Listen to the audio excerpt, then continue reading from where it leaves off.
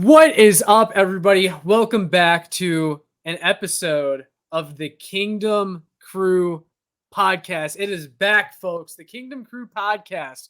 It's been a long time since we've actually done an episode of Kingdom Crew.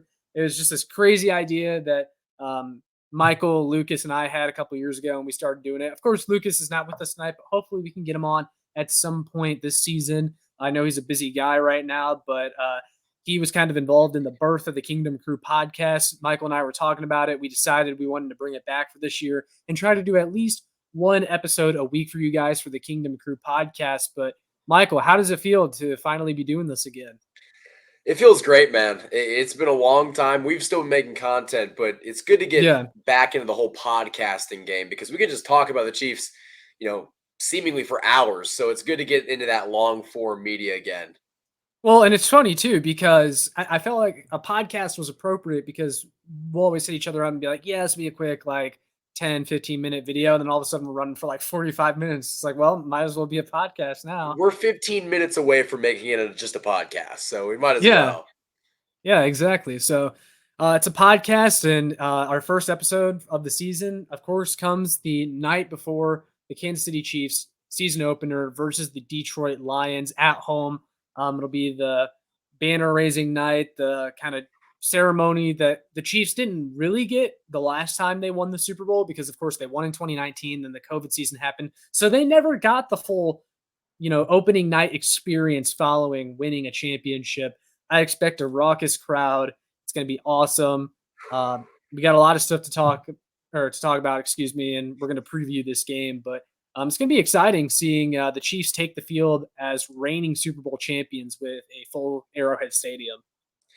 It's going to be so electric, and even it's going to be electric for me because for the first time, when all these players run out, I'll be down there on the field watching it all Yeah. happen live. And so it'll definitely be a very loud environment. 77,000 people are going to be there. And like you alluded to, the last time the Chiefs won a championship, we were in the COVID era. So we had less than, I think, even a fourth capacity. There really wasn't that many people in there, and they had to social distance. So that's not going to happen for this game, and it's going to be louder than ever. And I really do think that this is going to be an all-time great Arrowhead moment. Yeah, I could not agree more. I'm super excited for it. Like, I'm excited that Kansas City Chiefs football is back. The season is here. Like, the blood is flowing right now. Football is on tomorrow night. NFL football. Like, it's awesome, man. Now, I'm sure a lot of Chiefs fans are excited, but there's a side of them that's going, yeah, but there's a lot to be worried about in Chiefs Kingdom right now. And we're just going to hop on that stuff right now, kind of the big news from the past couple of days. I'm going to start with Travis Kelce because that was kind of the most recent thing, and probably like Chris Jones is a big thing, but I don't think Chris Jones is playing tomorrow, whereas there's like a debate whether or not Kelsey will play tomorrow. That actually matters for the game. So starting with Travis Kelce, Michael, because we didn't do a video talking about him yet. But what do you think? Do you think Travis Kelce plays tomorrow night? I kind of get the sense the Chiefs listed him as questionable today. I would say it's more of a doubtful questionable than a questionable. I think what is going to end up happening is it's going to be a game time decision. The team is going to call it. Travis Kelce may or may not warm up. And then they're going to be like, yeah, he's not going to go on this one. Like, there's no reason in risking it for a week one game. They said it was a hyperextension of the knee. I'm not a doctor, but I know that hyperextensions can be at least a couple of weeks most of the time. A 48-hour turnaround after hyperextending your knee to play in an NFL game just seems like, especially in a week one game, like if this is the playoffs, I think it'd be a little bit different. It just seems wild to me that they would try to pull this off. But I don't know. What do you think, Michael? It's interesting because I've looked into the situation, and hyperextending your knee, I think it's got to be one of the most painful things you could do outside of obviously tearing your ACL. I compared it to almost, kind of getting your shoulder out of socket and you got to put it back in, and you're still not 100%, but that's the kind Yeah. of pain that it is. I mean, you're basically jamming, your knee straight forward. So it's not, a pleasant thing. And Travis Yeah. Kelce is definitely a tough guy to deal with that. Jason Kelce, his brother, thinks that he could go on Thursday. I think he actually said that he believes that he will. The thing that makes me optimistic about Travis Kelce playing tomorrow is that I remember seeing that even the day that he went down in practice, I think it was Tuesday, he was still limited. Like he wasn't out, he was just limited. And I also think that the initial reports of, you know, that he had some significant damage. We know that's not true. We know that it was just a hyperextending of the knee, and like you said, other reports just have it as a bone bruising. And are the Chiefs going to rush him back? I'm not sure. Not trying to not answer your question. I'm not sure if he's going to play. I think there's a better chance than him, not playing. I have this weird feeling that he's going to at least want to run out there with his guys as 77,000 fans scream at him because of the defending and reigning Super Bowl champions. I could see that, but also him not really playing a lot. He just suits up, but doesn't get a lot of snaps. But I do think that the fact that he wasn't out of practice is a encouraging sign. But if I was a gambling man, I probably would not bet on this. Yeah, it's just how I feel. I don't think they're going to try to push it in week one. It's going to be tough, though. This is going to create a tough matchup. And we're going to get into the whole Chiefs versus Lions matchup, how these teams stack up against one another. Not having potentially two of your three best players in a week one game versus a Detroit Lions team that I personally think is very underrated. Yep. It's a little scary. And so I feel like the Chiefs are feeling that same way. So they're kind of holding out a little bit of hope that Travis Kelce can go, but I just don't see it, man. I don't think, I think this coaching staff is smart. You go back and look at, I think they might have showed it on the franchise, I think, where Patrick Mahomes hurt his ankle in against the Jacksonville Jaguars. And Andy Reid and the staff wanted him to go get an X-rayed, and Mahomes was absolutely livid when they told him to go get an X-ray. He's like, "No, coach." You're like, "No, no, no, no, no. I'm not doing this. Like, I'm going back out there." And Andy Reid just wanted to be 100% sure, even in a playoff game. He's like, "No, Pat, you gotta go get X-rayed. I know that this is a very important game, but like, we're not going to risk it. We're not throwing you back out there." And so, if they're not even going to let Patrick go back out there after he begged Coach Reid after hurting his ankle in a playoff game, I don't think they're going to put Kelce out there in week one, even if Kelsey's like, "Yeah, coach, I'm ready to go." I don't see it happening. Yeah, I'm kind of starting to err on that side too. In the grand scheme of things, week one means absolutely nothing. So why rush him back? But I could also see this almost being somewhat of a smokescreen because, let's just say that he's okay. Like it happened, but he's okay now. And at least at 75%, I could see the coaching staff being like, we're not too confident about him playing. And then he starts to warm up. And then the Lions are like, oh, shoot, we didn't expect that. So, that's just in the back of my mind, but I'm probably overthinking it. And he's probably not going to play. But, it's interesting. And I think at the end of the day, he doesn't play week one. It is what it is. He didn't have any long-term ACL damage. He's going to be good to go this season, and that's the important thing. Yeah, well, let's get on to this next thing. So, I don't think Travis Kelce is going to play. Sounds like you're in agreement there. Yeah. If Travis Kelce doesn't play, how confident are you in the Chiefs pass catchers or the weapons that the Chiefs have on offense if he's not good to go? Because the Chiefs are going to have to put up points in this game to beat the Detroit Lions. The Detroit Lions have an explosive offense. And again, we'll get to the Lions later. But do you have faith in the Chiefs pass catchers? They're getting Kadarius Toney back, it sounds like. He was off the injury report completely for the last practice, and there's no injury designation for him. Sounds like he's good to go. I imagine he'll be on a pitch count of some sort. So that kind of leaves Rashee Rice, Sky Moore, MVS, Justin Ross, Justin Watson, and then Noah Gray as really carrying most of the load here. I'm excited to see what Noah Gray can do if Travis Kelce is absent tomorrow night. I talked about when Noah Gray got drafted, how there's some similarities between him and Kelce. The smooth route running, the good hands, there's just the way he plays is very similar to Travis Kelce. Now he's had a few years to learn under Travis Kelce. Noah Gray has gotten better every single season. So I'd be excited to see him. And then this is also an interesting development for the wide receiver core because the Chiefs kept 7 wide receivers, as everybody knows, after following preseason cuts. And I think a lot of people expected them not to actually make 7 receivers active for game days. There was going to be some sort of odd man out, whether it's like Richie James or Justin Watson or even Justin Ross, somebody like that. But with Travis Kelce being out, I think assuming that he's out, of course, Yeah. it almost guarantees that you're going to have 7 active receivers. What do you think? Yeah, I definitely think that there'll be 7 active wide receivers for at least week 1. To answer the question, am I confident that the Chiefs pass catchers can step up?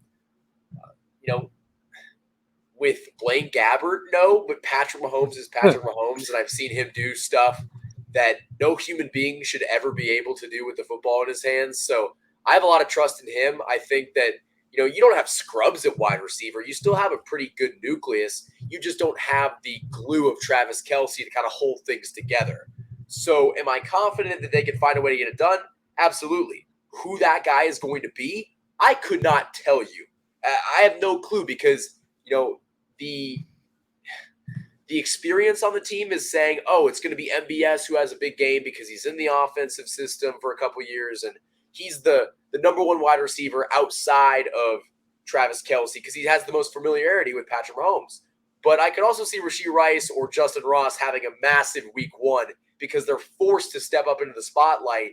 That'd be a great thing for Chiefs fans. But I am confident that the Chiefs will get the job done on offense. But it's going to be an interesting question to see who does step up.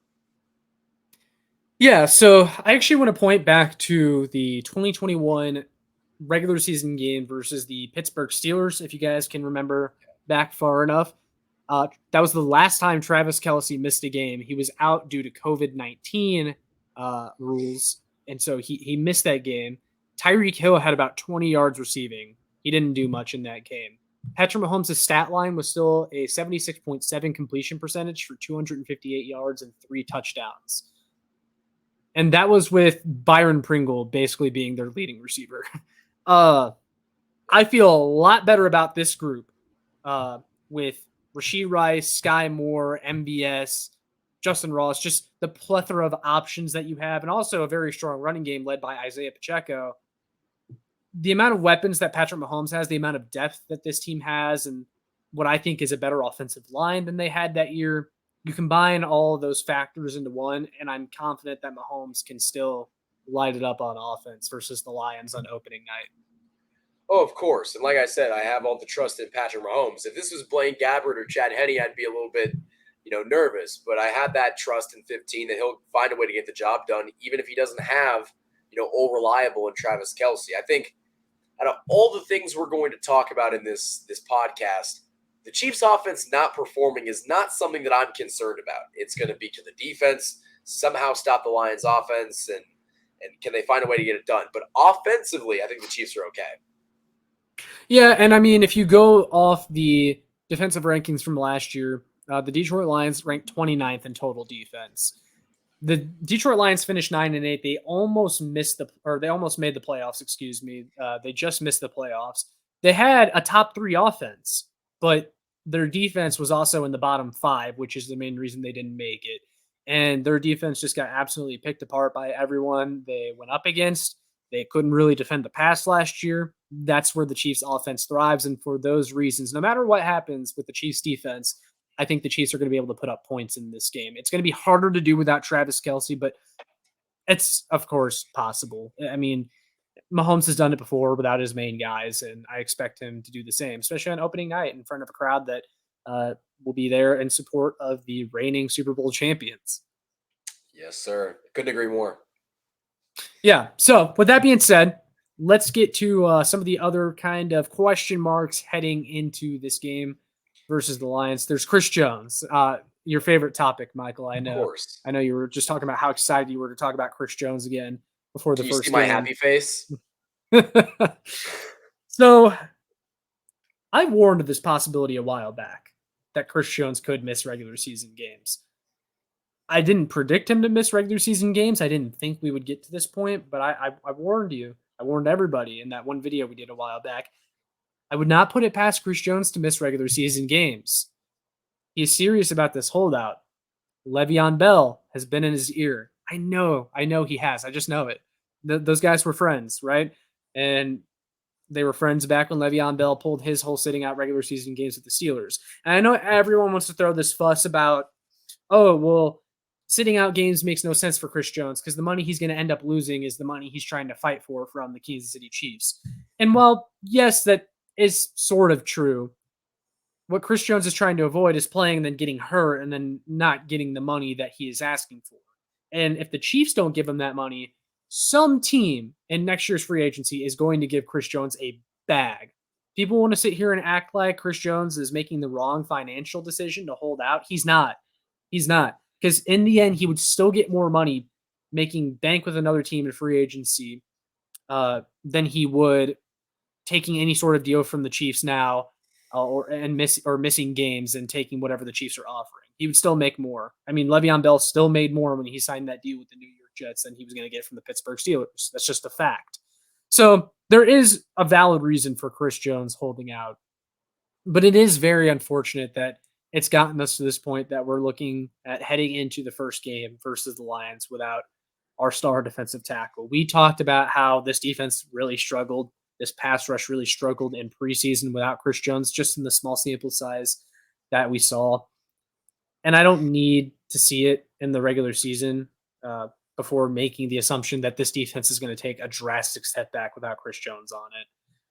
It sucks that he's not going to be there, but we did have a little bit of, I wouldn't even really say an update. It's not like we learned anything new, but local media was able to catch Chris Jones outside of the Ronald McDonald House where he had his charity event today for the kids. And they asked him about the contract thing. Chris Jones reiterated he wants to be a Kansas City Chief for life, that he is holding out because he's doing what's best for him. You know, he's asking for a raise. He wants that raise. But he said that if the Chiefs give him a deal that he likes, that he'll be on the field tomorrow. That's what he said. So it reassures you in the fact that Chris Jones is motivated to still be a Kansas City Chief, but we didn't really get any answers on how close this is to getting done and whose side is holding this up. I would think it's Chris Jones that wants more money than whatever the Chiefs are giving him, and the Chiefs have already budged multiple times, maybe. Uh, I don't know. I couldn't even begin to theorize, but I don't know, Michael. What's your take on everything that's transpired with Chris Jones and how we've gotten to this point where he's probably not going to play in the first game? I don't think the Chiefs are anywhere close to signing Chris Jones. I don't think they're anywhere close. We got that report, I think, a couple days ago that they were $10 million off, which that's not peanuts, guys. That's a lot of money. That's $10 million. And the Kansas City Chiefs seem to make this mistake, not with just Chris Jones, but they've made it in the past too. And, go back to Tyreek Hill signing after all of the wide receivers signed. But the Kansas City Chiefs wait too long. The San Francisco 49ers just gave Nick Bosa $170 million over 5 years.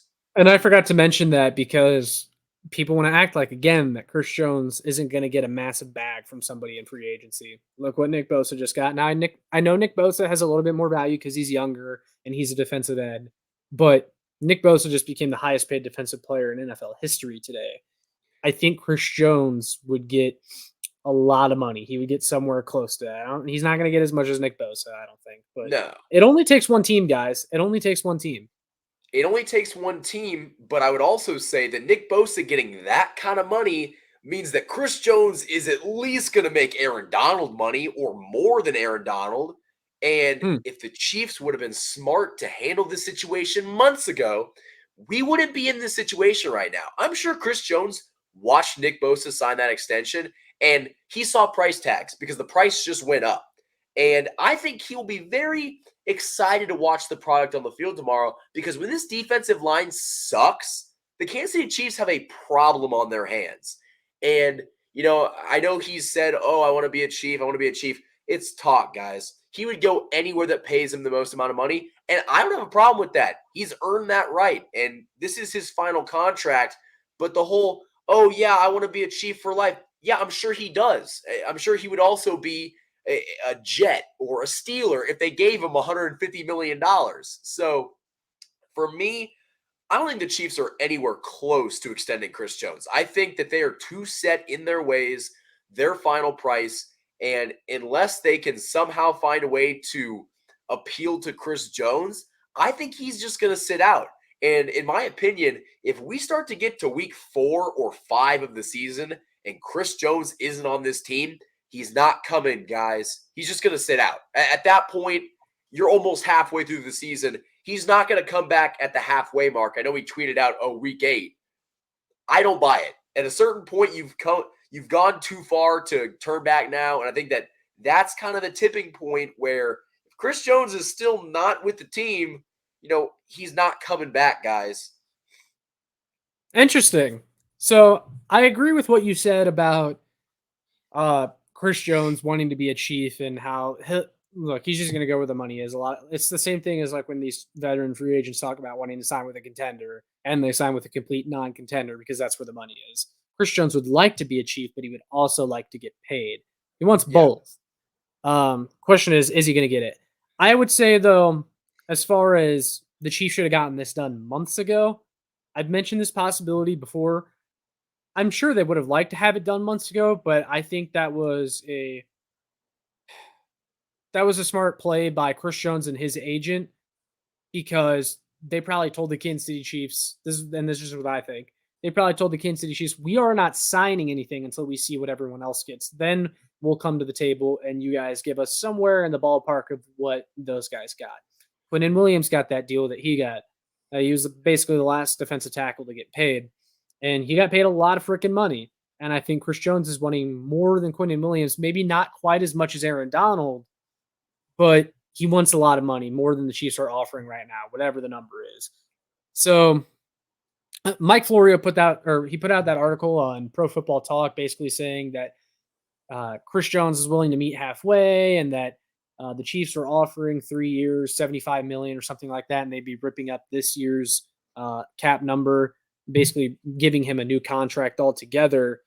I feel like that was kind of put out by Chris Jones and his agent to make Chris Jones not seem like the bad guy in negotiations. Because then we heard from Nick Wright on FS1 say that they're like $10 million apart. Yeah. So someone's lying. The two sides are still playing chicken. I'm not sure when it's going to get resolved. I do believe, though, I'm going to disagree with you here, Michael. I believe that Chris Jones will return at some point, probably around that week 8 timeline that he set, even if there is no deal. I don't see him sacrificing his entire paycheck for this year. And I think at some point, look, I think there's going to be some kind of solution before. I just think, I don't know if the Chiefs will give him a new deal or if they're just going to agree, hey, I'll play out the last year of this deal here and then we'll, franchise tag me. We'll figure out something else in the offseason. I don't see him sitting out the entire season, but I warned people about the fact that Chris Jones could miss regular season games. And now we're seeing that unfold here as he's going to miss the first game against the Lions. And that's a big deal, man. I mean, I agree with you. I think this pass rush is going to be pretty lackluster without him. There was a stat put out by NFL Next Gen Stats over the last 5 seasons with Chris Jones on the field for the Kansas City Chiefs. They have ranked first out of all teams in quarterback pressure rate. Without Chris Jones on the field, 28th. Over the last 5 years, when Chris Jones has not been on the field, the Chiefs have been one of the worst pass rushes in the entire NFL. I like the additions that the Chiefs have made over the past couple of years. I don't think that a line of Derek Nottie, Treshaun Wharton coming off a torn ACL, a rookie Felix Inudike-Ozama, and sophomore George Karlaftis is going to be all that great without Chris Jones. Like, I don't see it, man. Like, Chris Jones is what makes this pass rush go. And I just got to say it real quick, Michael, and this is kind of off topic, going off on another tangent. The amount of hate I've seen towards Chris Jones, oh, we don't need Chris Jones, or look at his playoff stats. He didn't even have a playoff sack until last year, which, by the way, if you say that, just go ahead and tell everyone that you don't know football, because Chris Jones's impact in the playoffs has been felt for a very long time. It goes beyond sacks, guys, and you should know that, because for all the people that was saying Chris Jones, no playoff sacks, blah, blah, blah, those are the same people that are always telling us that Frank Clark is making an impact outside of sacks. Can't have it both ways, guys. Either you're making an impact or you're not. It's not all about the sacks. And Chris Jones has been this team's top pressure getter over the last 5 seasons, including the postseason. Last 5 playoffs, Chris Jones has the most pressures of any Chiefs defensive lineman. He had 2 sacks against Joe Burrow last year. The Chiefs do not win a Super Bowl without Chris Jones last year. They do not win a Super Bowl in 2019 without Chris Jones' clutch batted down pass in the 4th quarter of Super Bowl 54. Chris Jones is extremely important to this team. And I'm not saying the Chiefs can't be championship contenders Well, okay. I'm not saying the Chiefs can't be in the playoffs, competitive. But I think if you take Chris Jones off this defensive line, off this defense, it would have been different if they had come to the determination months ago that Chris Jones Yeah. wasn't going to be here, and then they prepped for a season without him, and they addressed the defensive line as if he wasn't going to be there. They didn't. Okay, they didn't expect this to be going on this long. You can't go into a season without your defensive player of the year candidate on the defensive line. Just be like, yeah, guys, we're still going to win a Super Bowl. I do not see the Chiefs as repeating in 2023 without Chris Jones joining this team at some point. They need Chris Jones in 2023. Next year, you want to talk about next year, that's fine. If the Chiefs trade Chris Jones or whatever, that's okay because then that was their plan. And I'm sure they would have added to the defensive line to make up for the loss of Chris Jones. That's not what happened this offseason. And that's what I keep trying to explain to people that they're not quite understanding is that there was no preparation for being without Chris Jones. And so now I'm not sure how this defense is going to look without him, but I don't predict it to look very good. This team needs Chris Jones. I've said it 1,000 times this offseason. This team, this defense needs Chris Jones. I know you guys want to sit there and pretend they don't need him because you don't want to take the player's side in a contract holdout. And I get that. You feel slighted by Chris Jones. You feel slighted because he agreed to this contract. But all the time, NFL teams cut guys before they reach the end of the contract they gave them. So the players have a right to do this. I've been very pro Chris Jones throughout this whole thing. I don't agree with everything that Chris Jones has done or said, but I'm still leaning on the side of Chris Jones on this one. So yeah, It's those so are my thoughts. funny. Yeah, it's so funny that this Chris Jones situation has opened my eyes to the amount of people in Chiefs Kingdom that just simply don't know ball. They just don't know ball, like on both sides. They are either of the mindset that throw whatever's in the bank account at Chris Jones. And as much as I think that the Chiefs need to pay Chris Jones, if his number is up here and the Chiefs number is like right down here, you're never going to come to an agreement and you can't break the bank for one player. But that's assuming that he Yeah. wants to be the highest paid defensive player in football. But there's also on the other side of the spectrum, the same Chiefs fans that are like, we don't need him. We can trade him. We can win without him. Like, what are you watching? I've seen this team without Chris Jones, and I've seen this team with Chris Jones, and the product is vastly different. And do I think that they could win in the future without Chris Jones? Yeah, because of the Kansas City Chiefs. But like you said, Josh, the Chiefs did not expect this to happen this way. They have not planned in any way. If you think that Raiders defensive tackle trade was to somehow supplement Chris Jones' production, you're on crack. That is not going to happen. And I just think that it's so insane that this whole situation has brought out so many people that just don't know how football works and also are just unrealistic with just contracts in general. So yeah, this whole thing I'm getting tired of it. I just want to know what happens, but I think this is going to be a situation where we kind of get strung along for the next couple months. But one thing that I want to add also, you mentioned earlier about how both sides are kind of making it seem like it's not their fault. But I think that Chris Jones and his agent have done a masterful job at throwing all of this at the feet of the Kansas City Chiefs. I'm not seeing a single person that, outside of Chris Jones, you should play under your contract kind of thing. I haven't seen anybody blame Chris Jones for not getting paid. It's all been, the Kansas City Chiefs haven't paid him. They couldn't come to an agreement. They're not coming to Chris Jones and they're expecting him to take less. So that's great PR by the agents because, we're not talking about Chris Jones being selfish. We're talking about how the Kansas City Chiefs can't, pay their star defensive tackle. I mean, I have seen people say that Chris Jones has no leverage, and I don't agree with that. I think he has plenty of leverage. I mean, you don't think he has leverage in the fact that, what if the Travis Kelce injury ended up being worse than what it is now or what it ended up being, and they were without him for a massive stretch?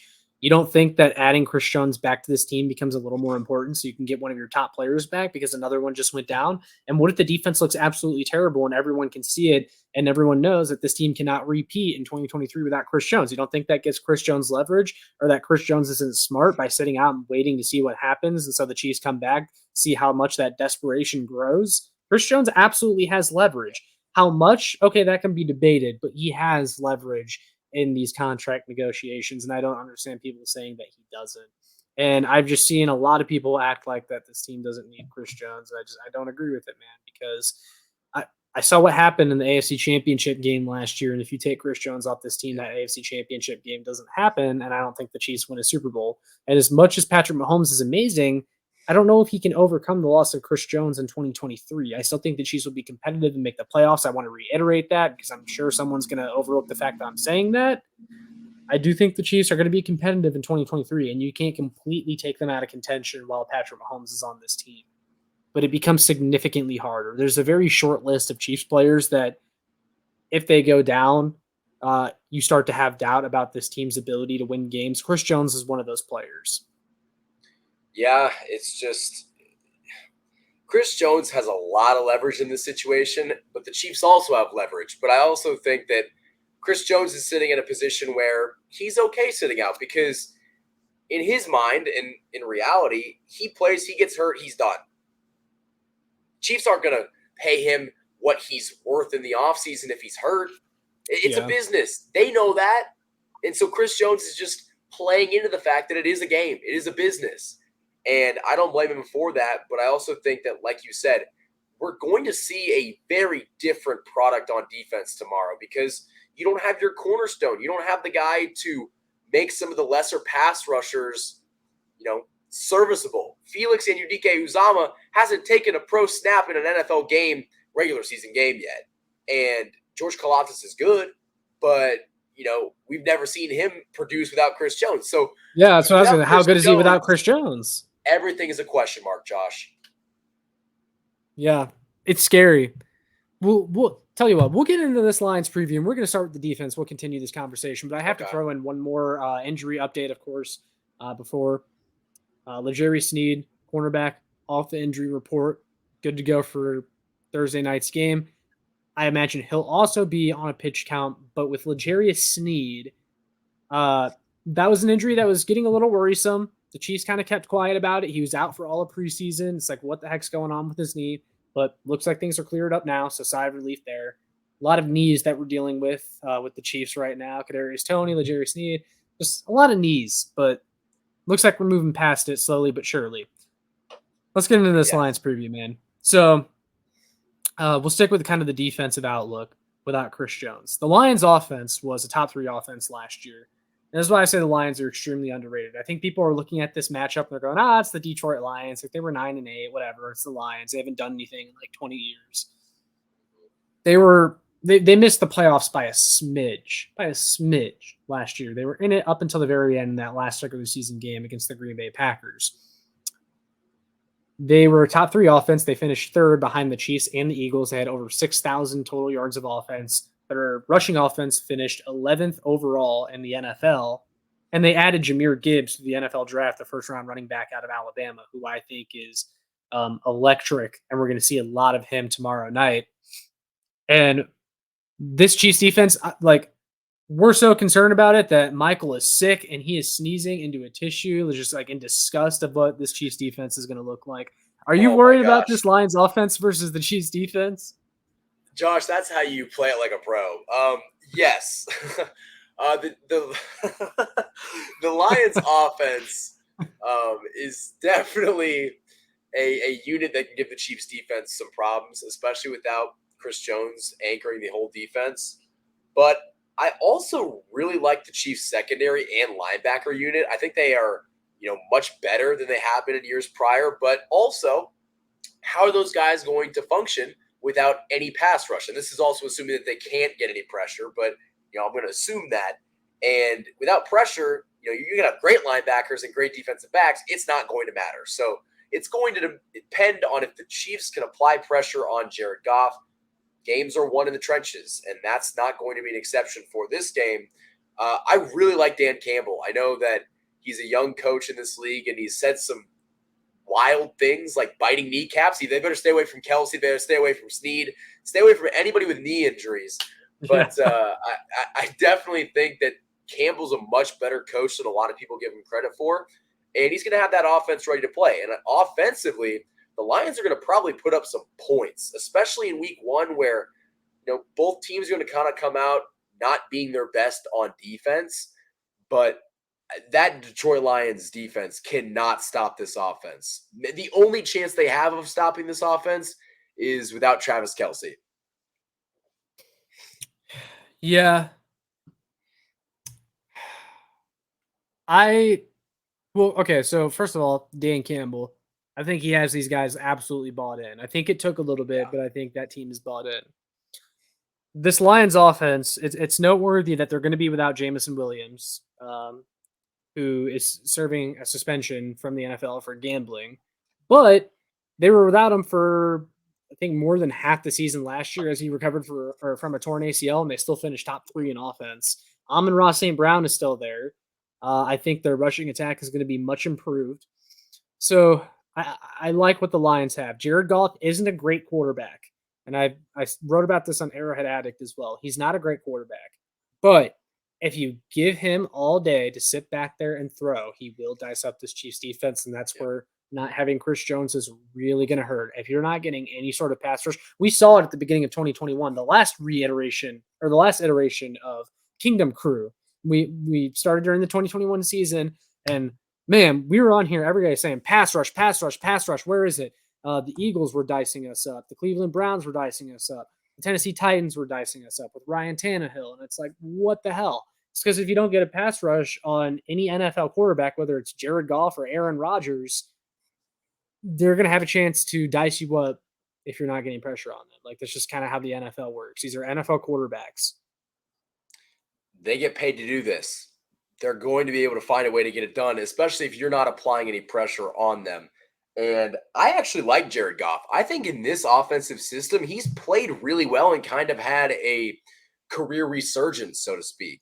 He's Yeah. not great, but for what the Lions need, he's actually done the job fairly well. And like you said, man, the Lions players have bought into what Dan Campbell has said to them. And like you said, they barely missed the playoffs last year. They upset Green Bay in the final game of the season to get Yep. them out of the playoff picture. Yep. And this team is going to come into the season very hot. Will they win this game? I'm not sure. But I do think that when we're looking at the playoff standings down the line, the Lions are going to have a real chance to compete in the NFC. Maybe not for the Super Bowl, but definitely get into the playoffs because the NFC is not that strong. And I think the Lions are well coached. They've got a good offense. And if that defense can pull it together, they are going to be a really good football team. Yeah, I'm right there with you. And I think it's worth mentioning too, when they upset the Green Bay Packers in the last game of the regular season last year, they had nothing to play for going into that game. Yeah. They were already out of the playoffs. But they still went in there, and Dan Campbell got them to ruin the Green Bay Packers season, the last game of the year. So I think that shows how much he has these guys rallying behind him. I really like him as a coach. So this is going to be tough. I'm of the firm belief though that even if you have a good pass rush, if your secondary isn't good, they're going to get exposed because this defense had the best pass rush in the league in 2018, and they still had one of the worst pass defenses ever that I've ever seen. Yeah, it's really bad. By the way, one more point about Chris Jones too. I've seen a lot of people say, "Oh, well, the Chris Jones has been on this defense forever, and they've never been really more than average." I don't think that's the point that you guys are wanting to make because that doesn't mean that we should take Chris Jones off the defense. They're only going to get worse without him on it. I just want to throw that out there. Chris Jones But as is far as this, a defensive back too, guys.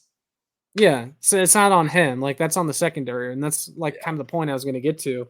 And I do feel confident in this Chiefs secondary, though, even if the pass rush isn't going to be all that great. I think the secondary has enough that there's no reason that the Chiefs can't win this game without Chris Jones. And I don't want to make it seem like that. Like having Chris Jones, or sorry, not having Chris Jones is going to make it more difficult, sure. But I like what the secondary has. Whole lot of depth, man. L'Jarius Sneed, Jalen Watson, Joshua Williams. You got Shamari Connor, Justin Reed, Mike Edwards. Like, I love this Chiefs secondary. This is about as strong as it's been in the Patrick Mahomes era. And also the linebackers, they added Drew Tranquil, who I think is really going to help in coverage. Yeah. I love our linebacker unit. You have a three-headed monster in Willie Gay, Drew Tranquil, and Nick Bolton. Those Yeah, and guys, that's not even including Chanel, who I think can do a little bit of everything too. Yeah, I mean, they've got top 3 to 5 linebacker in the NFL core. Yeah, that did not sound right. Top 3 to 5 linebacker core in the NFL. They've got that potential, and Yeah. I like the secondary a lot. Like you said, the defensive pieces very stacked at safety and cornerback. But if you can't get pressure, none of that's going to matter. But I don't want to harp on that too much because we haven't seen what the defensive line can do without Chris Jones. I think we're just assuming the worst and hoping for the best, but assume the Yeah. worst and hope for the best. And I think that, it's still going to have a chance to get it done tomorrow. It's not going to look pretty without Chris Jones, but they can definitely still win this game. For sure. I think you just need the defense. If we have to go 2018 style, screw it. We got to go 2018 style.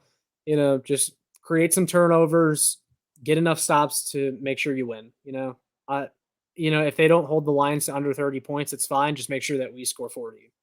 That's just kind of how I feel. I could also see, since it's week one, the first quarter being very ugly, like really ugly, just because, these teams are getting used to it again. And it's going to take them a Yeah. while to get to playing at a high level. That's what they say the preseason's for. But in reality, not everybody plays in the preseason. So it's going Yeah. to take about at least 5 to 10 minutes for some of these players to get back to, their old football form.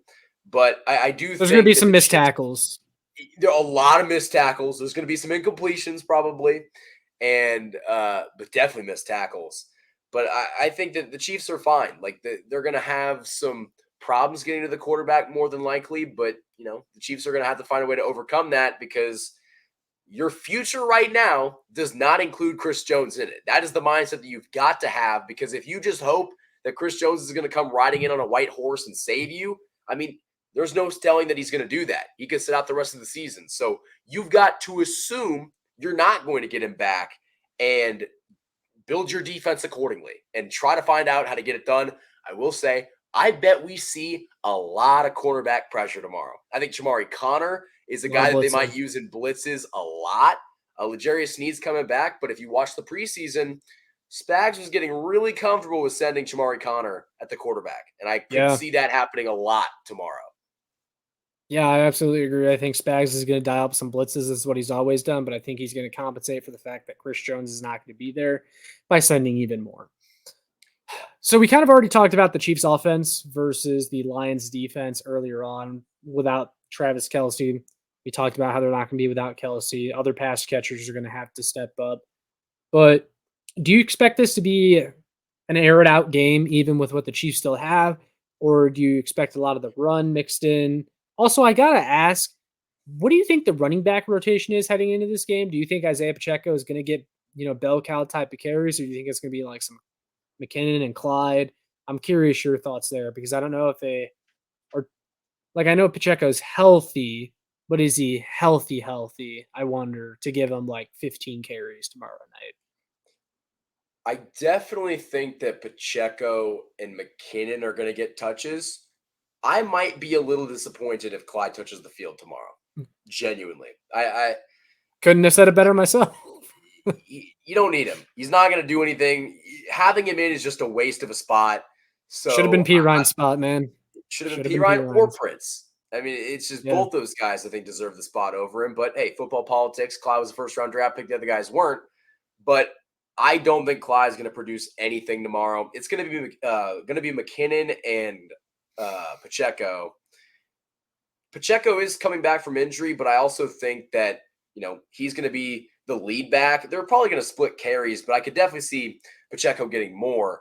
But the Chiefs are going to throw this ball. It's all gas, no brakes. They're coming out with 77,000 fans. They want to air that thing out, and I could definitely see the Chiefs throwing for 400 yards and a couple touchdowns through the air because they want to light it up and make a statement in the opening game of the NFL.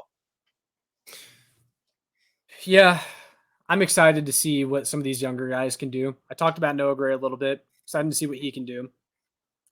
I've seen a lot of people talk about Sky Moore, how his stock is going up if Kelsey can't play because Sky Moore is kind of their shifty, good at getting open. Maybe you look at him on third down type of guy. That's what a lot of people are saying about Sky Moore. I really need to see it from Sky Moore. Because a lot of people are excited about him, and I just don't have a ton of reason to be optimistic about Sky Moore. I'm not saying he's bad, but I don't know if he's good either. We just didn't see much of it last year. Even in the preseason, Sky Moore had like 3 catches in total.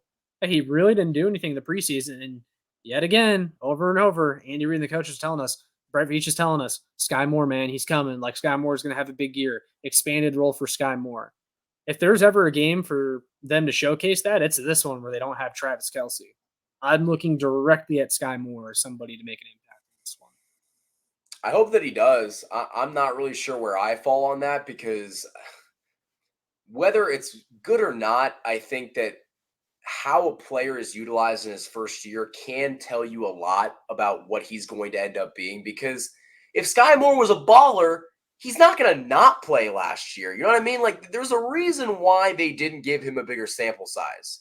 And especially because you had guys like Juju that got hurt and MVS was up and down. So if if Sky Moore was that dude, he was going to play. And so he wasn't that dude. And now we're hearing all about Rashee Rice and Justin Ross and not so much about Sky Moore. And at the end of the day, I don't care who it is. But if I was a betting man, I would not put my money on Sky Moore being the guy that is the breakout wide receiver for this team. Are you saying it's Rashee Rice, or who else do you have in mind? I could definitely see Rashee Rice. I know a lot of people are saying that he's got problems catching the football with drops. They also said that about Jamar Chase in the preseason. I just want to point that out. I'm not saying he's Jamar Chase, but he also dropped some footballs in the preseason. Well, I'm going to throw out this quick prediction because I'm pretty sure that Rashee Rice led all of FBS last year in plays of 20 yards or more when he was at SMU. ACC powerhouse SMU, I should Of mention. course. By the way, I caught some of the SMU game from over the weekend, and my God, they are a wide receiver factory. Like all their guys just like catch everything that are thrown at them.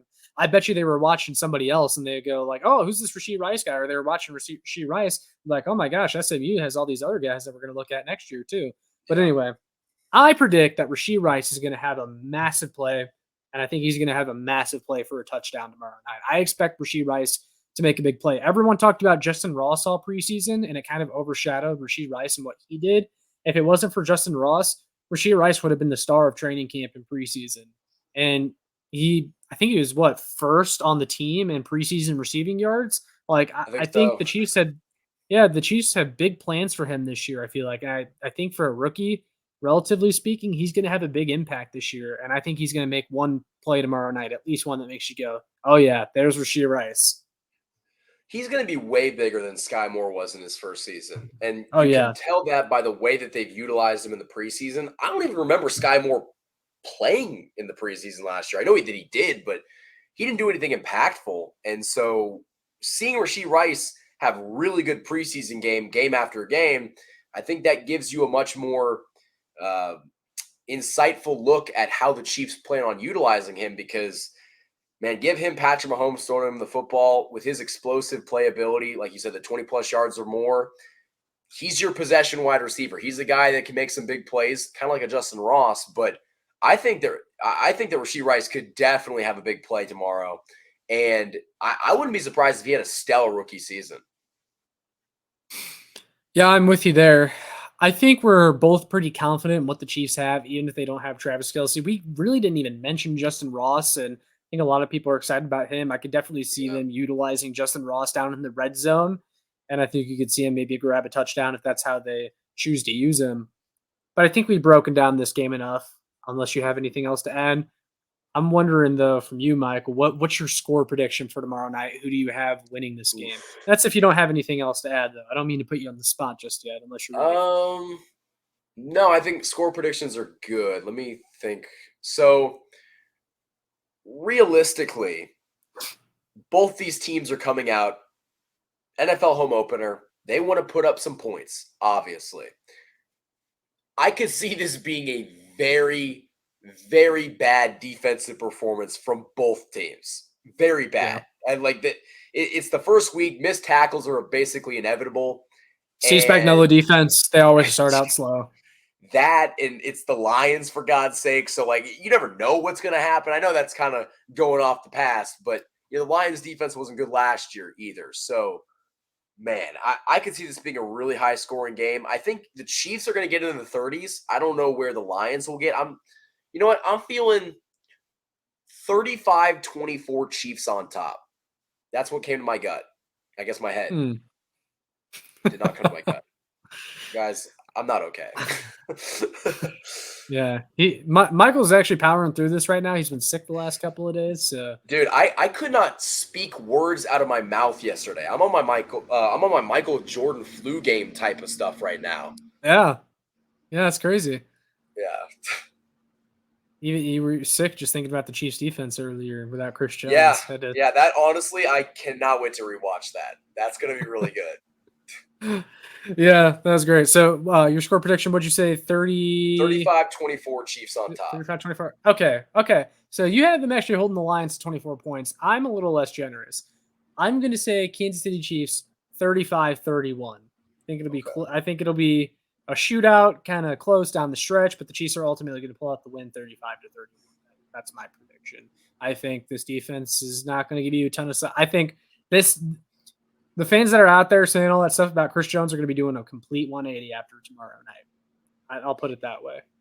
I really hope that's the case because if the Chiefs somehow win this game, let's say they win it like 35-14, and the Chiefs defense has like 3 or 4 sacks. That would be the worst case situation for Chris Jones. That's worst case scenario. And at that point, we're never going to hear the end of it. That Chiefs fans are going to have their mind made up that we don't need Chris Jones. So Yeah. for Chris Jones' sake, I almost kind of hope that the game is close and that the defensive line can't force any pressure because I don't even want to know what Chiefs Twitter is going to be like if this game is a blowout by any means. Yeah. You almost don't want to have to say that, but it's like you're so tired of the Chris Jones discourse the way Yeah. it is. Yeah, I'm very sick of this situation. And funny enough, I was looking back at some of my older videos, and at the beginning of the summer, when I was talking about Chris Jones, I think I titled the video, "Is Chris Jones going to hold out?" And this was way before we even thought that he was going to hold out. And I was like, I would not be surprised whatsoever if he holds out. And look where we are right now. He's more than likely not going to play in this first regular season game.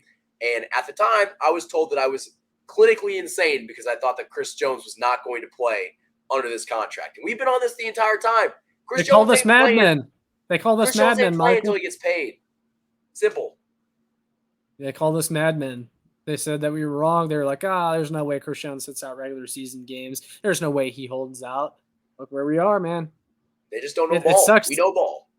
Yeah, well, and it sucks that it's become the entire conversation. Like 75% of this podcast even has been spent talking about Chris Jones, but that's just kind of what's going on, man. Like you can't not talk about it. Like it's a big deal heading into this game. But there you guys have it. Those are our predictions. We'd love to hear your guys' score predictions down in the comments. And for those of you that are listening to this on Spotify, Apple Podcasts, whatever, why don't you go ahead and leave us a good review? We'd appreciate that. Kingdom Crew is officially back. Let us know how excited you are about that with a good rating and a good comment. But before we sign off, Michael, why don't you go ahead and let everyone know where they can find you on here? We are so back, ladies and gentlemen. You guys can find me on YouTube at KC Sports Report, Instagram, KC_Sports Report, and Twitter at KC Sports Report. Also, check out the personal social media at the Michael Darcy on both Twitter and Instagram. Check out my stuff on Bleacher Report. You can go to the Bleacher Report mobile app, find me somewhere on there. And it's also all posted on my YouTube channel, again, at KC Sports Report. Yep. And of course, I'll have that all down in the description as far as I go.